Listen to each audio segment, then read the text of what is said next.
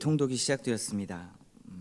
욥기부터 시작하는 5권의 책은 소위 시가서라고 불립니다. 욥기, 시편, 잠언, 전도서 그리고 아가서에 해당합니다. 특별히 시가서는 인간의 삶들, 그 삶의 문제들 속에서 하나님의 절대 주권에 대한 신앙을 인간이 과연 어떻게 표현할 수 있는가, 그 부분에 대해서 매우 실제적이고 또 매우 솔직한 고백들을 담고 있습니다. 이 중에서도 욥기는 성경에서 가장 해석하기가 어려운 책이기도 하죠.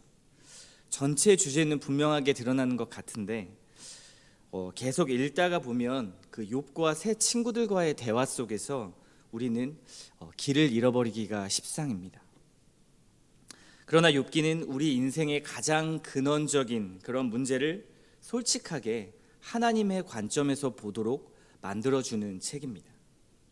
그래서 욥기의 기록 목적은 하나님께서 우리가 인생에서 경험하는 모든 고난, 특히 이유를 알 수 없는 고난의 문제에 대해서 해답을 주시기 위한 책입니다. 욥기를 통해서 만일 하나님께서 욥에게 허용하셨던 것처럼 우리에게 모든 것을 빼앗아 가버리신다면, 그렇다면 우리는 과연 하나님을 저주할 것인가? 아니면 욥처럼 여전히 하나님 앞에 경배할 것인가? 이 두 가지를 질문해 보지 않을 수가 없습니다. 만일 욥이 자기에게 오는 그 시련이 하나님께서 자신을 자랑스럽게 여기셨기 때문에, 또 사탄의 생각이 틀렸음을 보여주시기 위해서 하나님께서 허락하신 사실이라면, 그 사실을 알았다면 그는 아마도 꿋꿋하게 그 시험을 견뎌내기가 더 쉬웠을 것입니다. 그러나 욥은 그 사실을 몰랐죠. 하지만 동시에 다른 면을 살펴보면 그 시험도 또한 무효가 될 수 있기 때문에 하나님께서는 그것이 욥에게 허락한 고난이라는 사실을 알려주지 않으셨습니다. 하나님께서는 욥의 이야기를 통해서 모든 성도들이 인생에서 겪는 고난의 문제에 대해서 교훈을 얻으라고 말씀하십니다. 우리가 알 수 없는 고난을 마주했을 때 어떻게 반응해야 할 것인가를 알려주시는 것입니다. 이 본보기가 있기 때문에 우리가 당하는 이 고난을 이겨낼 힘을 얻을 수가 있을 것입니다. 그렇다면 질문이 생기죠. 왜 신자의 삶에서 고난이 있어야 하는가? 또 우리는 왜 고난을 당해야 하는 것인가? 라는 질문입니다.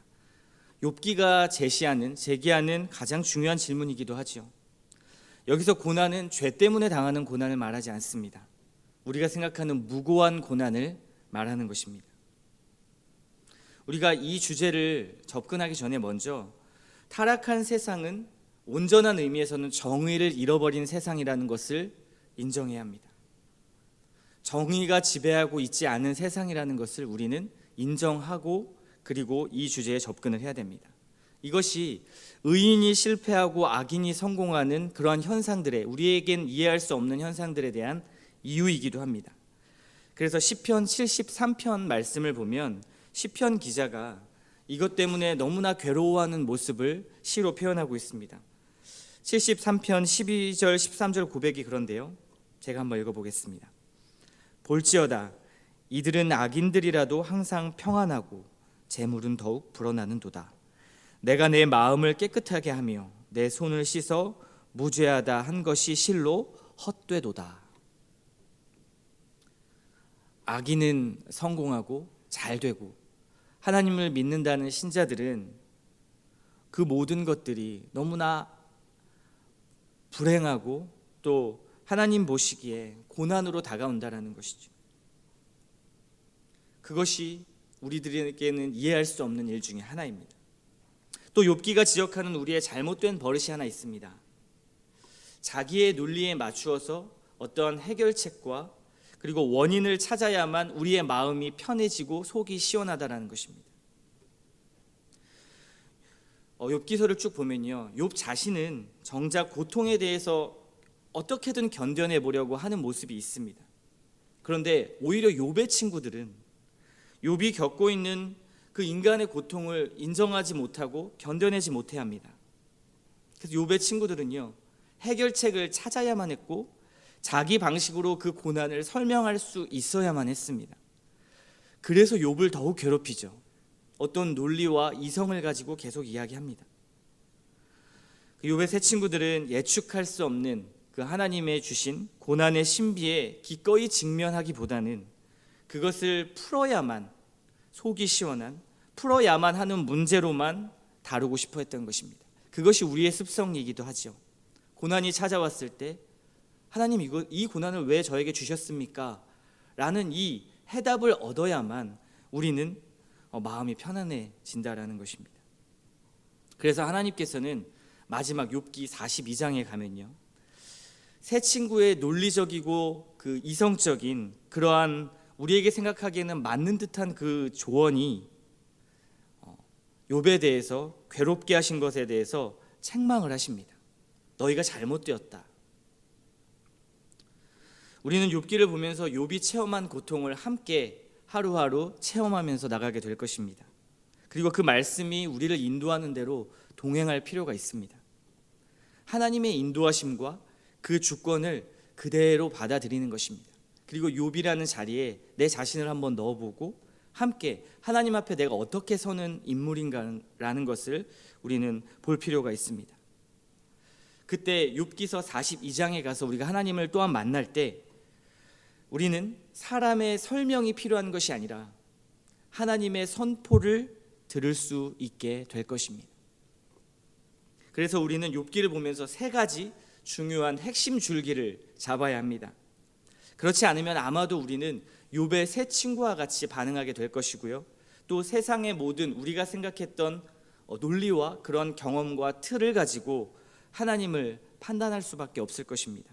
그래서 세 가지 중요한 핵심 줄기를 잡아야 하는데요, 첫째는 하나님께서는 우리의 사랑과 존경과 찬양을 받으시기에 너무나 합당하신 분이다라는 사실입니다. 우리의 지혜의 한계 속에서 설명할 수 없는 일들이 계속해서 일어나는 것은 사실입니다. 그렇지만 우리는 하나님의 신실하심을 신뢰하고 또 그분이 허락하시는 길을 걸어가면서 다만 찬양할 뿐입니다. 그것이 우리가 살아가는 이유와 목적이죠. 우리에게 주어진 은혜들이 많이 있지 않습니까? 아마 여러분의 인생 속에서 하나님께서 주신 은혜들이 많이 있을 것입니다. 아마 받은 복을 세어보면 정말 많이 있을 것입니다. 그런데 그런 것들 있잖아요. 가정, 직장, 사업, 성취, 그러한 것들이 우리에게 주어진 은혜로서 우리가 하루하루를 누리며 살아가는 그런 은혜라고 인정한다고 할지라도요, 하나님께서 사랑하시는 아들 예수 그리스도를 선물로 주신 것과 비교할 때는 우리에게 주어진 그러한 다른 은혜들은 아무것도 아니라는 사실, 그 사실을 우리는 인지하고 가야 합니다. 그럴 때 우리가 하나님을 찬양할 수 있는 것이죠. 나에게 주어진 모든 것들을 설령 하나님께서 거두어 가신다고 할지라도 오직 하나님이 주신 궁극적인 선물 예수 그리스도로 말미암아 우리가 기뻐하고 행복할 수 있어야 한다는 것입니다. 그럴 때 우리는 하나님을 찬양할 수 있는 것이죠. 두 번째는 하나님께서 신자의 신앙을 세워가시기 위해서 고난을 허락하신다는 것입니다. 우리가 주님을 신뢰하는 것을 배우는 데 있어서 고난과 연단만큼 우리에게 좋은 도구는 없습니다. 영적 성장에 기여하는 것은 없지요. 그것을 인정하는 것입니다. 이해할 수 없는 일들 앞에 하나님을 마주할 때 얻는 그 영적 유익, 그리고 우리의 최고의 성숙은 성경과 우리의 삶을 비춰볼 때는 고난만한 것이 없습니다. 깊은 상실의 그 시간만한 것은 없습니다. 그것이 성경이 가르쳐주는 중요한 진리이죠. 그것을 인정하는 것입니다.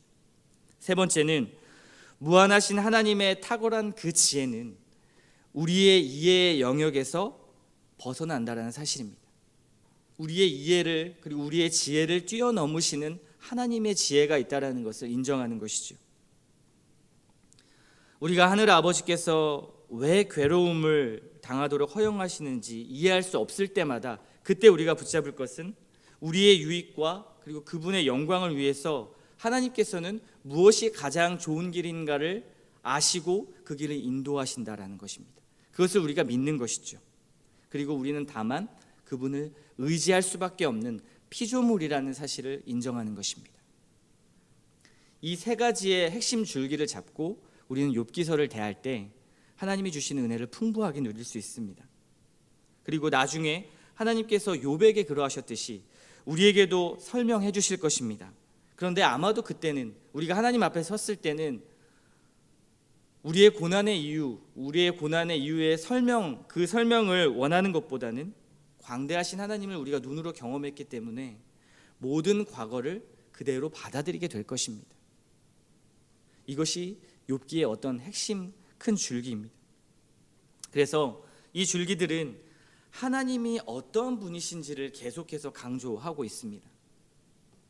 소요리 문답을 배우신 분들은 알겠지만 107개의 문답 중에서 초반의 문답들이 하나님의 존재에 대해서 설명을 하고 있습니다. 하나님이 어떠한 분이신가에 대해서 쭉 이야기를 하고 그리고 이후에 다른 교리들을 설명하고 있습니다.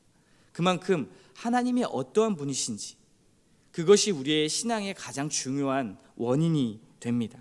그래서 욥기서 결론부에서 나타나는 모든 해답이 바로 이와 같은 맥락입니다. 이 중요한 핵심을 붙잡고 욥기서를 통독해 나가시면 우리에게 유익한 그리고 하나님의 진리가 더욱더 은혜로 넘치는 시간이 될 것입니다. 그래서 우리가 오늘 읽었던 이 본문 1장은요, 욥이 어떠한 사람인지에 대해서 먼저 설명을 하고 시작합니다.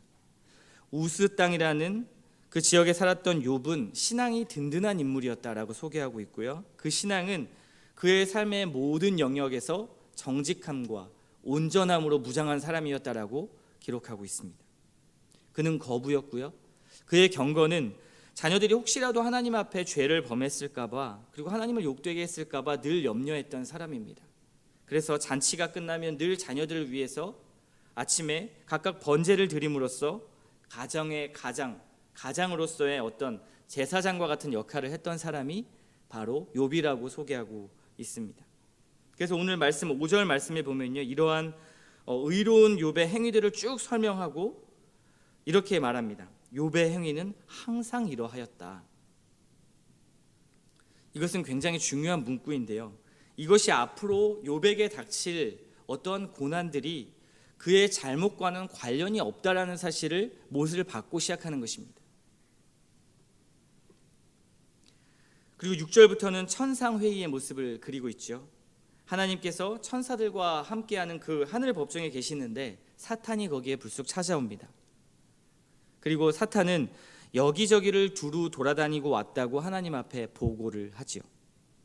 근데 그가 돌아다니는 이유, 세상 가운데 돌아다니는 이유 무엇일까요? 베드로전서 5장 8절의 말씀처럼 하나님의 백성들을 넘어뜨리기 위해서 우는 사자와 같이 두루 찾아다닌다 라는 그 말씀처럼 세상 가운데 그가 돌아다니는 이유가 이것입니다. 그리고 하나님께서 욥의 이야기를 사탄에게 먼저 꺼내시죠. 욥과 같이 경건한 자를 네가 보았느냐. 하나님께서 욥을 자랑하시는 것입니다. 근데 사탄의 관점은 어떻습니까? 1장 9절 말씀입니다. 사탄이 여호와께 대답하여 이르되 욥이 어찌 까닭 없이 하나님을 경외하리이까. 이렇게 말하는 것입니다. 하나님, 모든 신앙에는 다 이유가 있지 않습니까? 하나님 자신 때문이 아니라 하나님이 주시는 유익 때문에 욥이 그토록 하나님을 경외하는 것이 아니겠습니까? 라고 말하는 것이죠. 결국 하나님께서는 욥의 몸에 손을 대지 말고 그에게 주어진 모든 것들을 건드릴 수 있도록 한계를 정해주시고 사탄에게 그 시험을 허락하십니다. 여기서 우리가 배우는 성경의 중요한 관점이 하나 있습니다. 일반적으로 생각하는 선과 악의 구분, 그 이원론을 성경이 허용하지 않는다는 것입니다. 무슨 말이냐면요, 악을 주관하는 신이 따로 있고 또 선을 주관하는 신이 따로 있다고 생각하는 것입니다. 그러니까 하나님과 사탄이 각각 선과 악을 다스리는 것이 아니라는 것을 말해주고 있습니다. 이 모든 세상을 다스리시는 분은 하나님 한 분이시고 사탄은 그 한계 안에서 하나님이 허락하신 그 한계 안에서 그렇게 악을 할 수 있다는 것이죠. 저지를 수 있다는 것입니다. 그래서 하나님은 그렇게 악을 허용해 주셨고 욥에게 시험을 할 수 있도록 허락해 주셨습니다. 12절 말씀처럼 하나님께서는 사탄에게 욥을 시험할 수 있는 자유를 주셨지만 한계를 정해 주신 것입니다. 그리고 이제 13절부터 19절까지 욥의 첫 번째 고난이 시작되었습니다. 사탄은 네 가지 면에서 욥을 쳤습니다. 먼저 스바 사람이 소와 나귀들을 빼앗고 종들을 죽였습니다. 두 번째는 하늘에서 불이 내려와서 양과 종들을 불살라 버렸죠. 세 번째는 갈대아 사람이 와서 약대들을 빼앗았고요. 그리고 칼로 종들을 죽였습니다. 마지막으로 자녀들이 맏아들의 집에서 잔치를 할 때에 태풍이 와가지고 집을 덮침으로 그의 자녀들이 모두 압사해서 죽게 되었습니다. 욥이 가진 모든 것을 한순간에 잃어버린 것입니다. 이 중에 한 가지만 없어져도 우리는 괴로워서 견디기 힘들 텐데 모든 것을 다 잃게 된 것입니다. 우리는 이러한 욥의 고통의 크기를 가늠할 수 없습니다. 완전히 이해할 수 없을 것입니다. 하지만 여지껏 우리가 살아온 인생의 경험으로 그래도 어느 정도 그 고통이 얼마나 고통스러웠을 것인가 라는 것을 가늠은 할 수 있을 것입니다. 만일 나에게 이런 일이 있다면, 그렇다면 나는 하나님 앞에 어떻게 반응하게 될까요? 그리고 욥은 어떻게 반응합니까? 1장 20절 말씀입니다. 욥이 일어나 겉옷을 찢고 머리털을 밀고 땅에 엎드려 예배하며. 이 모든 것을 잃고 나서 욥이 취했던 반응은 예배였습니다. 이런 고통 중에 예배가 가능할까요? 욥은 모든 것을 잃고도 하나님을 예배했습니다. 그리고 하나님 앞에 이렇게 고백하죠. 아무것도 가지고 태어나지 않았지만 모든 것을 하나님께서 주셔서 누리면서 살았고 이제 하나님께서 이유는 알 수 없지만 모두 가져가시니 이것 또한 합당합니다 라는 이 고백을 하면서 그럼에도 하나님의 이름이 찬송받으시기에 합당하다라고 고백하고 있습니다. 이 모든 일에서 욥은 범죄하지 않았고요, 하나님을 원망하지 않았습니다. 시험에는 완전 합격이었죠. 하나님의 말씀이 옳았고 사탄의 관점은 틀린 것이 입증이 되었습니다. 오늘 말씀을 통해 우리가 돌아볼 것은 바로 이 신앙의 관점입니다. 우리 자신의 신앙이 하나님의 관점에 서 있는가 아니면 사탄의 관점에 서 있는가 하는 것입니다. 하나님의 관점은 무엇입니까? 신앙 자체로 살아가는 것이죠. 하나님 때문에 살아가는 것입니다. 그러나 사탄의 관점은 무엇입니까? 신앙을 이용하는 것입니다. 나에게 주어진 무엇인가가 있기 때문에 하나님을 경외하고 섬기는 것이죠. 욥에게 중요했던 것은 자기가 받아서 누리는 어떠한 물질 그리고 가정적인 어떤 혜택이 아니라 하나님과 누리는 관계였습니다. 그리고 하나님 자체였다라는 것을 우리는 기억해야 합니다. 이것이 욥기 전체를 통해서 강조되는 내용입니다. 여러분의 신앙은 어느 관점에 서 있습니까? 그 신앙은 언제나 시험에 걸려들 때 우리는 그 본질적인 신앙의 어떠한 상태를 본인은 경험할 수 있을 것입니다. 내가 진짜 신앙인가? 가짜 신앙인가? 또 한편으로는 하나님께서 주시는 그 시련을 통해서 우리의 참된 신앙으로 그 신앙은 더욱 견고해질 수 있고 빛이 날 수 있다는 사실입니다.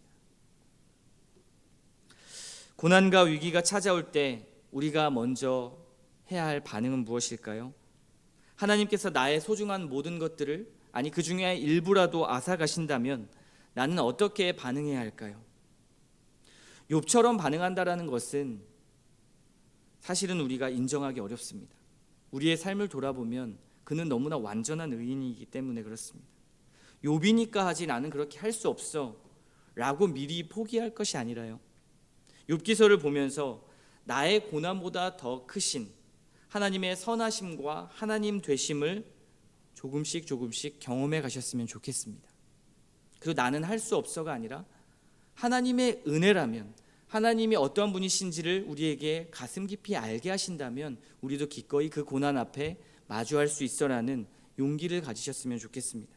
그래서 고난이 찾아왔을 때 우리의 첫 번째 반응이 하나님을 예배하는 것이기를 바랍니다. 먼저는 하나님의 선하심과 완전하심을 의지하셨으면 좋겠습니다. 그분을 의지할 때 우리가 겪는 모든 인생의 고된 여정이 곧 하나님을 더욱 깊이 만나는 다리가 된다라는 사실을 잊지 않으셨으면 좋겠습니다. 그리고 이제는 욥기서 42장까지 우리가 힘차게 걸어 나갈 때 아마도 그 세 친구와의 대화 속에서 얻는 굉장한 미묘한 그리고 그 신비들이 우리에게 이제는 마지막 42장에 가서는 하나님이 우리에게 그 실체를 드러내심으로써 완전히 깨닫게 되고 하나님 앞에 어떻게 서야 할 것인가를 알게 될 것입니다. 그것이 욥기를 통해 만나는 하나님의 신비입니다. 고난 앞에 우리가 좌절할 것이 아니라 하나님이 그 고난조차도 섭리하시고 함께 하신다라는 사실을 인정하는 것입니다. 오늘도 이 아침에도 그 하나님을 만나는 은혜가 저와 여러분에게 있기를 축복합니다.